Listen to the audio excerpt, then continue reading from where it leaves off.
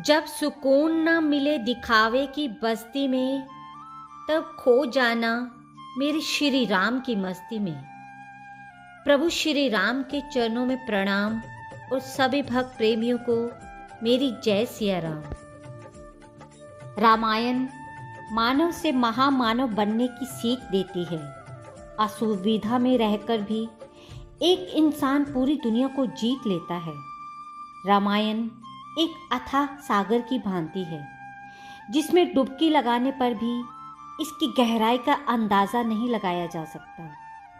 देखा जाए तो एक भव्य महल के निर्माण में नींव की मुख्य भूमिका होती है, लेकिन मजबूत बुनियाद की वह ईंट कहीं दिखाई नहीं देती। रामायण की एक पात्र जो मुख्य न होकर भी उसी ईंट की भांति नींव की तरह है, वो है उर्मिला।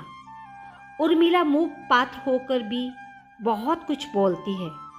उन्हें नागलक्ष्मी या क्षीर सागर का अंश बताया गया है। रामचरितमानस में उर्मिला का योगदान माँ सीता तुल्य ही माना जाता है। इस कथा में उर्मिला पतिव्रत धर्म का प्रतीक है। रामायण की कहानी में उर्मिला की भूमिका छोटी थी, लेकिन उसका बलिदान अद्वितीय था।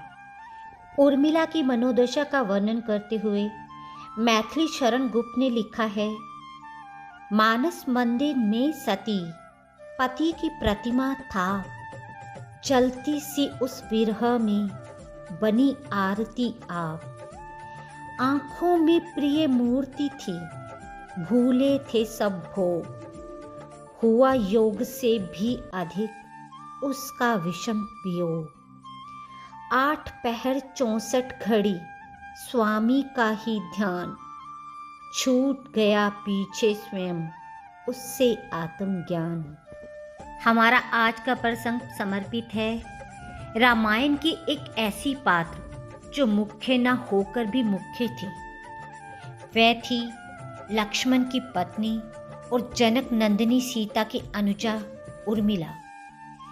जब राम सीता वनवास को जाने लगे और बड़े आग्रह पर लक्ष्मण को भी साथ आने की आज्ञा हुई, तो पत्नी उर्मिला ने भी उनके साथ जाने का प्रस्ताव रखा, परंतु लक्ष्मण ने उन्हें यह कहकर मना कर दिया कि अयोध्या के राज्य को और उनकी माताओं को उनकी आवश्यकता है। यह उर्मिला का अखंड पतिव्रत धर्म था। यह उर्मिला की अवर्णित, अचर्चित, अघोषित महानता थी। सबसे विकट क्षणों में भी उर्मिला आंसू न बहा सकी, क्योंकि उनके पति लक्ष्मण ने उनसे एक और वचन लिया था कि वे कभी आंसू नहीं बहाएंगी, क्योंकि अगर वे अपने दुख में डूबी रहेंगी तो परिजनों का ख्याल नहीं रख पाएंगी। क्या कोई कल्पना कर सकता है कि अपने पति को 14 वर्षों के लिए अपने से दूर जाने देना और उसकी विदाई पर आंसू भी ना बहाना किसी नवविवाहिता के लिए कितना कष्टकारी हो सकता है। कितना हृदय विदारक पल था वह, जब परम पूजनीय महाराज दशरथ स्वर्ग सिधार गए, पर वचन के सम्मान रखने के लिए उर्मिला तब भी न रोई। महाराज जनक अपनी पुत्री को मायके अर्थात मिथिला ले जाना चाहते थे, ताकि माँ और सखियों के सानिध्य में उर्मिला का पति वियोग का दुख कुछ कम हो सके। परंतु उर्मिला ने मिथिला जाने से सादर इनकार कर दिया, ये कहते हुए कि अब पति के परिजनों के साथ रहना और दुख में उनका साथ ना छोड़ना ही अब उसका धर्म है। अपने वनवास के दौरान भाई और भाभी की सेवा करने के लिए लक्ष्मण पूरे 14 साल तक नहीं सोए थे। उनके स्थान पर उनकी पत्नी उर्मिला दिन और रात सोती रही। लेकिन ये बात बहुत कम लोग जानते हैं कि रावण के बेटे मेघनाद को ये वरदान प्राप्त था कि जो इंसान 14 वर्षों तक ना सोया हो, केवल वही उसे हरा सकता है। इसलिए लक्ष्मण मेघनाद को मोक्ष दिलवाने में कामयाब सिद्ध हुए। रावण के अंत और 14 वर्ष के वनवास के पश्चात जब राम, सीता और लक्ष्मण वापस अयोध्या लौटे, तब वहां राम के राज्य तिलक के समय लक्ष्मण जोर जोर से हंसने लगे। सभी को ये बात बेहद आश्चर्यजनक लगी कि क्या लक्ष्मण किसी का मजाक उड़ा रहे हैं। जब लक्ष्मण से इस हंसी का कारण पूछा तो उन्होंने जवाब दिया कि ताउम्र उन्होंने इस घड़ी का इंतजार किया है, लेकिन आज जब ये घड़ी आई है तो उन्हें निद्रा देवी का ये दिया गया वचन पूरा करना होगा, जो उन्होंने वनवास काल के दौरान 14 वर्ष के लिए उन्हें दिया था। निद्रा देवी ने उनसे कहा था कि वे 14 वर्ष के लिए उन्हें परेशान नहीं करेंगी और उनकी पत्नी उर्मिला उनके स्थान पर सोएंगी। निद्रा देवी ने उनकी ये बात एक शर्त पर मानी थी कि जैसे ही वे अयोध्या लौटेंगे उर्मिला की नींद टूट जाएगी और उन्हें सोना होगा।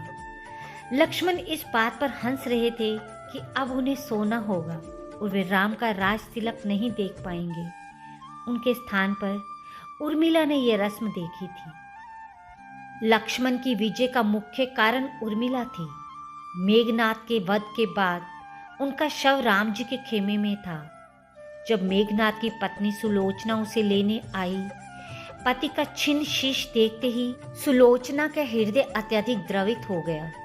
उसकी आंखें बरसने लगी। रोते रोते उसने पास खड़े लक्ष्मण की ओर देखा और कहा, सुमित्रा नंदन, तुम भूलकर भी गर्व मत करना कि मेघनाद का वध मैंने किया है। मेघनाद को धराशायी करने की शक्ति विश्व में किसी के पास नहीं थी। ये तो पतिव्रता नारियों का भाग्य था।